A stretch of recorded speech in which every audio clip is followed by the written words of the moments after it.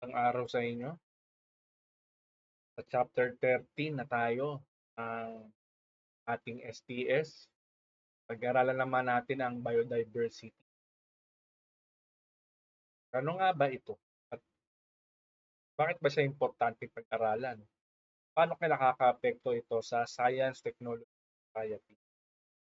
At lalo na sa ating mga tao dahil the variety life. Pag-aralan natin, number one, ano nga bang biodiversity? Number two, ano-ano yung mga klase nito?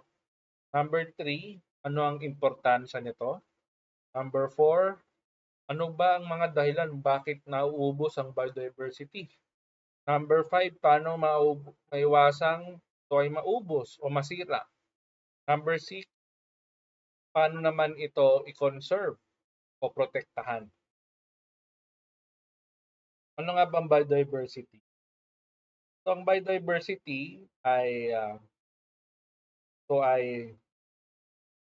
nasa paligid natin.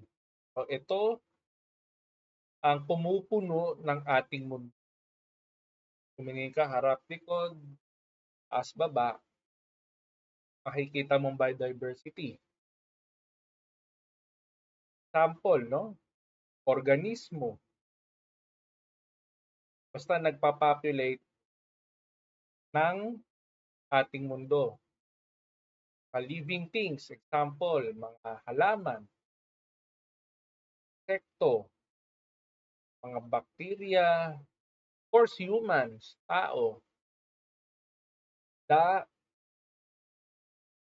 ibon, etc.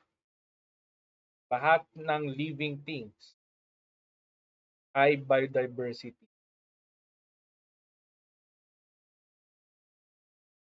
Ngayon, may dalawang klase ng biodiversity rito. Ang intrinsic at saka utilitarian value. Ang intrinsic, ito yung sarili natin, example, tayong tao. Itong utilitarian, ito yung sa end natin. Sino nakikinabang sa atin?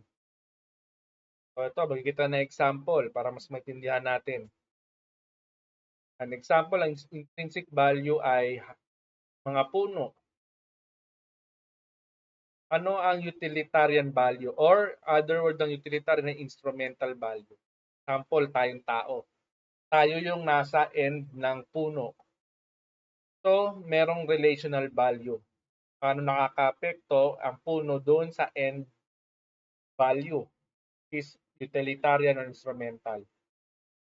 So that is yung kahalagan, yung value. Tapos paano makaka-apekto tayo yung utilitarian value doon sa intrinsic value. Paano makaka-apekto naman ng tao doon sa puno. O kaya nga biodiversity, lahat makikinabang sa bawat isa. Bawat human or living things, living creatures, ay paano nag-interact or nakikinabang sa bawat isa. Okay, as humans, ano ba nakuha sa biodiversity?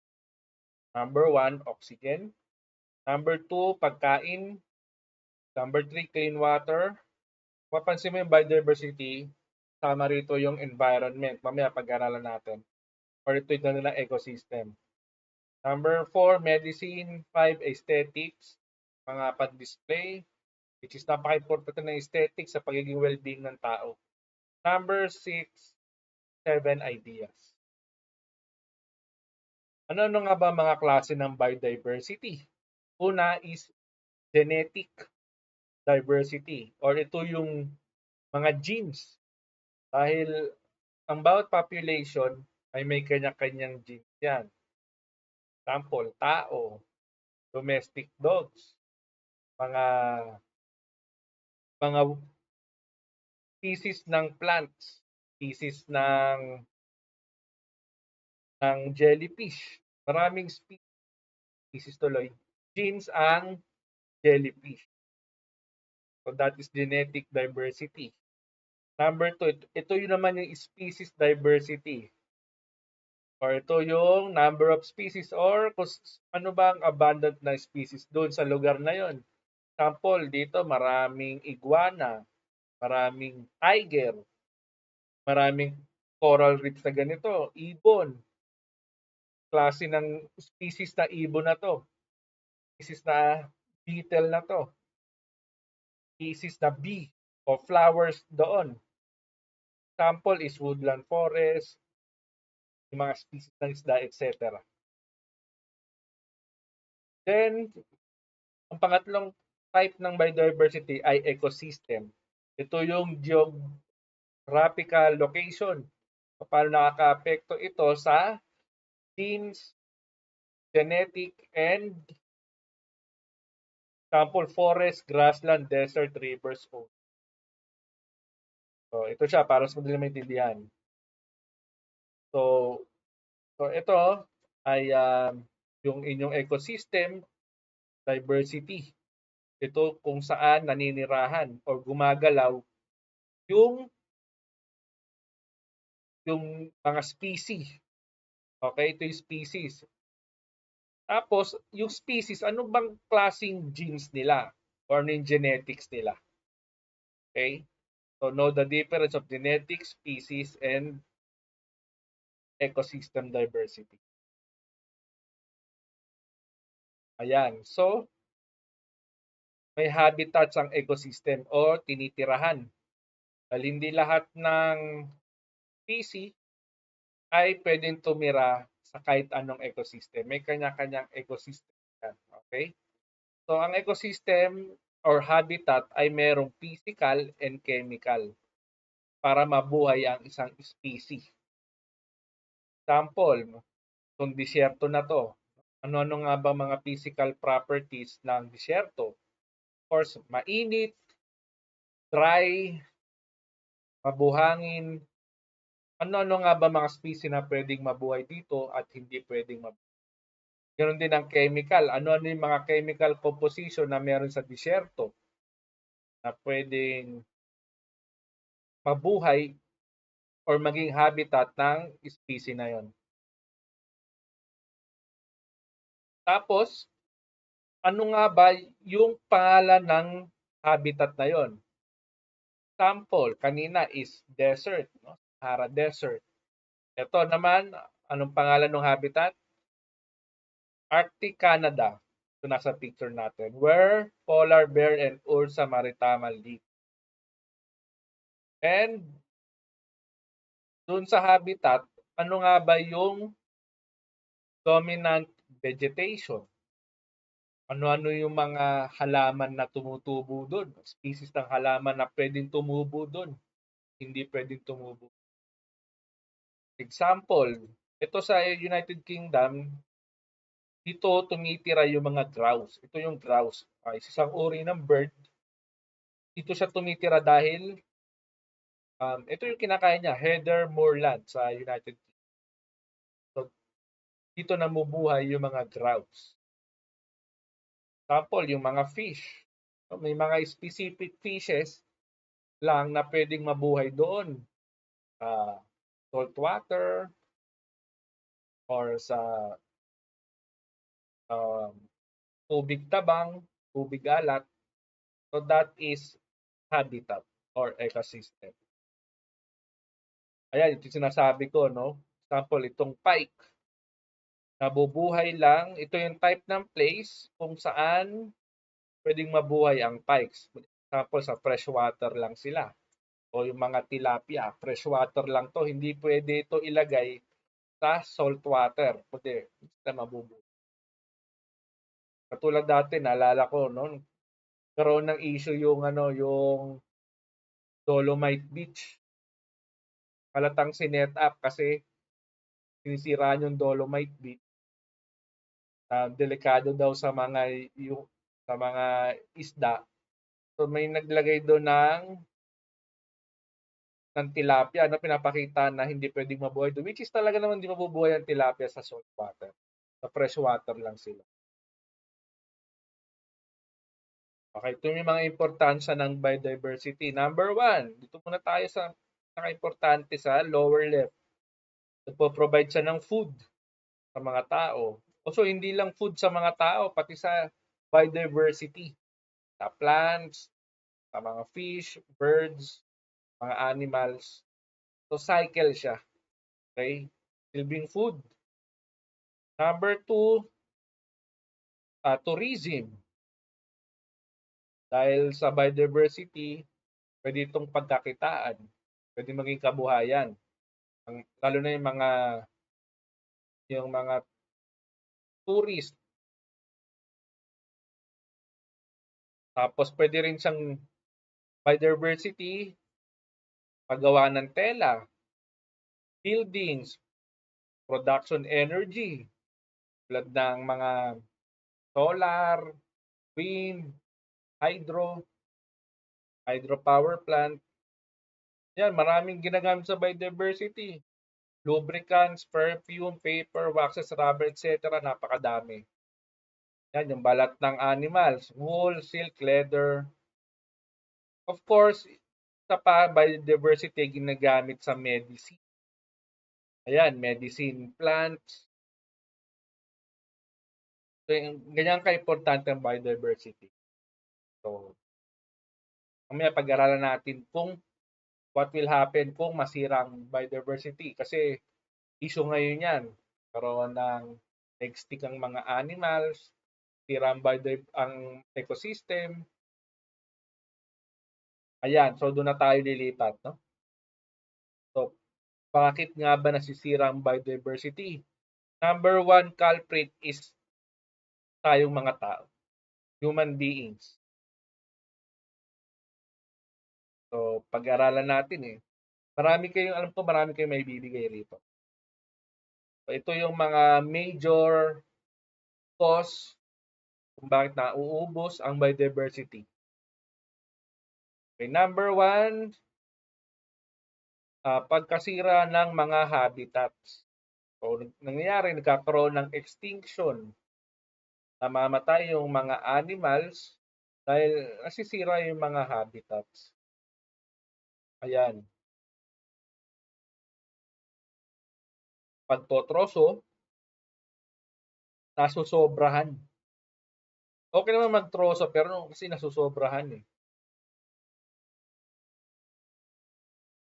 Kailangan natin ng mga woods or ng natural resources pero nangyayari inaabuso. Kasi nagre-regrowth naman yan, nagre-regen. Ang problema, inaabuso. Kaya ngayon, wala lang matirahan yung mga animals. So nawawala sila. Number two, pollution. Yan. Yung mga pollution na galing sa gawa ng mga tao, power plants, automobiles, mga pagsusunog, nakakasira ng environment, which is yung habitat. Number three, climate change.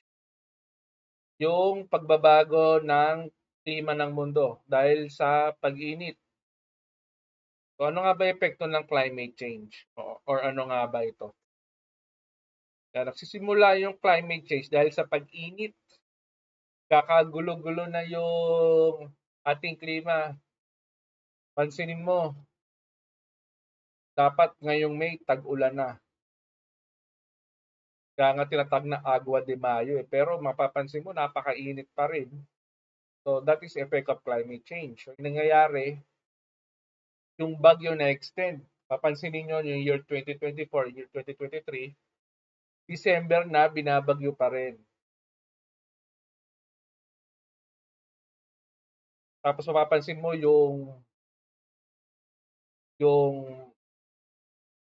season, mainit. That is the effect of climate change. So paano nga ba nangyayari yun? So it is because of greenhouse gases. Ano ba yung mga greenhouse gases?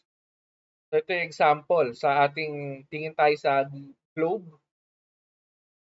Ito yung mga greenhouse gases. Carbon dioxide, methane, CFC, chlorofluorocarbons. Nakuha to sa mga refrigerants.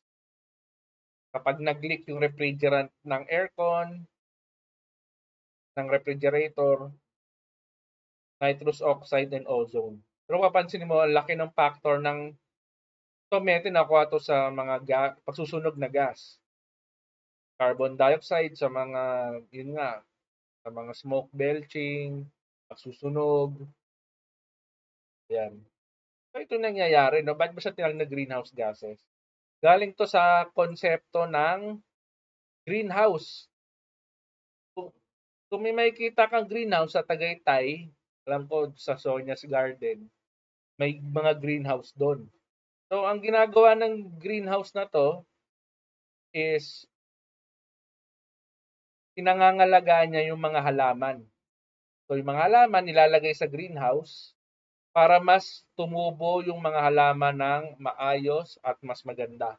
Paano nga ba tumutubo ang mga halaman dito ng maganda? Dahil tinatrap ng greenhouse yung sunlight, no? Pag pumasok yung sunlight dito sa greenhouse na to, sa bahay na to, yung yung yung sunlight hindi lumalabas sa greenhouse, resulting na-absorb ng halaman yung sunlight at mas maganda yung kanilang paglaki at pagtubo. Ganon din dito sa ating mundo. So, yung nangyayari, yung nagiging greenhouse ay yung mga gas na to, yung mga pollution. So, ang nangyayari, kapag ang sunlight tumama sa Earth, normally, nagba-bounce back sa space yan. But because of greenhouse gases, hindi maka-bounce back sa space yung mga sunlight. Natatrap yung sunlight sa Earth. Kaya patuloy ang pagtaas ng ating temperatura. So, ano nga ba yung mga epekto kapag natrap yung sunlight? Okay, number one, of course, iinit ang mundo. Number two, ayan na, dahil mainit ang mundo, tataas ang temperature, magresulta ito ng drought, ng tagtuyo, katulad ngayon. Supposedly, dapat nag-uulan na ngayong May. Ang problema, sobrang init pa rin. Actually, super El Nino na sa ibang article, no? Pero kung manonood ka ng news sa mainstream media, hindi binabalita yung about sa environment natin ngayon or on politics. Then, we have melting of ice, yung nakakalungkot sa North Pole and South Pole dahil mataas ang temperature. Yung polar caps sa North and South Pole matutunaw, resulting masisira yung mga habitat ng mga polar bears, penguins. Then, yun nga, magbabago na yung ecosystem natin. Tira na. Sa pang-epekto is extreme weather. Dahil umiinit yung temperature ng dagat, it will result sa mas malalakas na bagyo. Yun nga, tataas yung tubig natin kasi natutunaw yung yelo eh. So resulting, yung mga natunaw na yelo, angat sa tubig, magiging tubig sila. So yung mga mabababang lugar, experience na natin yan sa Bulacan, marami ng lugar dyan na nalubog na. Wildfires, poor air quality, health risk, yung mga insekto, mosquito, dengue, economic impacts dahil may itang mundo, lalakas ang konsumo sa kuryente, air conditioning. So losses po yun. At also, kakaroon ng energy crisis. Papansinin mo, yung rotating brownout, umabot na talaga sa upper part ng Cavite. Dati hanggang Bacoor lang. Ngayon, maangat na. Talamak na, grabe na yung rotating brownout ngayon. So that is the effects of climate change. So paano? Yun nga, naabuso yung ating natural resources.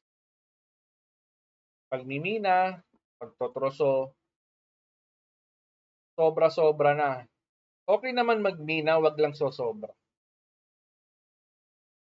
Sample dito, sa Rizal. Papansin mo, grabe na yung baha sa Rizal, which is napakataas na lugar ng Rizal. Para siyang Cavite, pero bakit binabaha ni Rizal?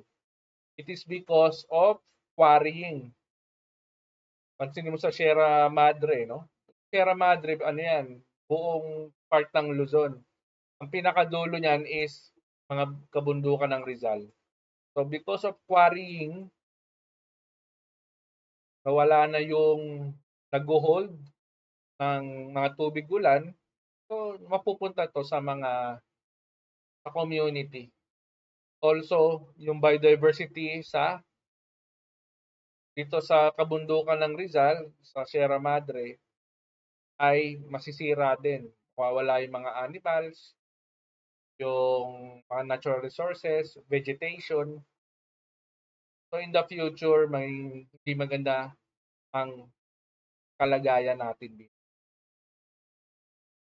Napansin mo, Marikina, kapag konting ulan lang, binabaha na yung Marikina kasi wala lang, yun yung mga nasa baba ng Rizal, wala nang nag-hold nung baha. O wala nang sumisipsip sa mga baha. So that is why palala na ng palala yung flooding. Check nyo na lang sa balita. So ito pa, no, nakakatakot yung extinction. What is extinction? It is permanent loss of species or the end of organism. Hindi na sila nakaka-survive dahil nagbabago yung conditions, yung kanilang habitat or yung ecosystem. So, yun nga, nawawala na ng pagkain. Example dito sa China, destruction of bamboo forest. So, nangyayari, na-extinct yung mga panda. Ganun din, yung mga dodo bird. Ang nangyayari, dahil naubos na yung mga dodo bird, yung mga calvaria tree ay hindi na nakakapag-reproduce mga puno dahil yung dodo bird ay kinakain yung prutas nun, then ito rin yung proseso na pagsisiding yung puno. So dahil naubos yung dodo bird, hindi na makapag-produce yung calvaria tree. So grabe, no, kapag yung isa na ay na-extinct o nawala o nagbago, the whole ecosystem or the whole biodiversity ay maapektuhan or magsasuffer. So ngayon, how can we prevent biodiversity loss? Yan, no? So kailangan iligtas by legislation sa batas. Ang problema sa Pilipinas, may batas nga, problema yung enforcement. Kita mo pa lang sa kalsada eh. Yung mga smoke belcher, walang humuhuli sa kanila. So, at makikita mo yung process ng registration ng sa LTO eh. Hindi naman talaga chine-check or hindi naman sinusuri yung mga lalo na yung mga jeep, mga lumang jeep. Nakikita mo doon, no, parang pinapasa na lang or binabypass na lang. So yung nakakalungkot. Ganun din yung mga illegal logging dito sa quarrying, mining, hindi na makontrol dito or hindi masawatan ng DNR. Kaya yung nangyari sa Sierra Madre natin sa kabundukan ng Rizal ay grabe na, nauubos na talaga. Of course, kailangan pag-aralan. About dyan, sa research na ito papasok eh. More on sa Japan and sa ibang bansa, yung mga malalaking countries. Kung papanoorin mo yung mga international news, makikita mo talaga nagre-research sila dito. Pero sa Pilipinas, parang wala kang mababalitaan eh. More on nakafocus talaga sa politics.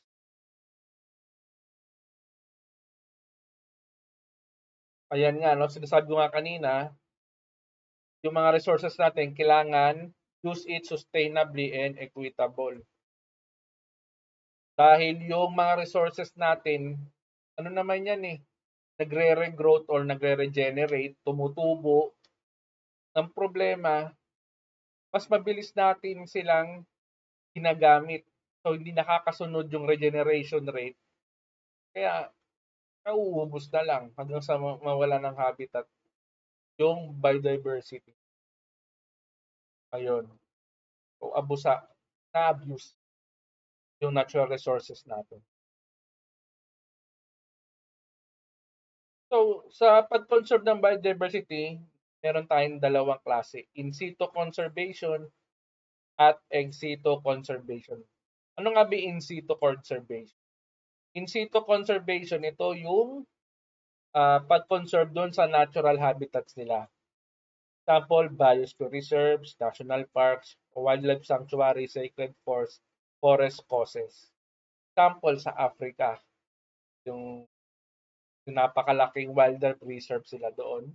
Inaalagaan ng Africa yon or Amazon rainforest. Inaalagaan ng US yon para yung biodiversity ay maging balance.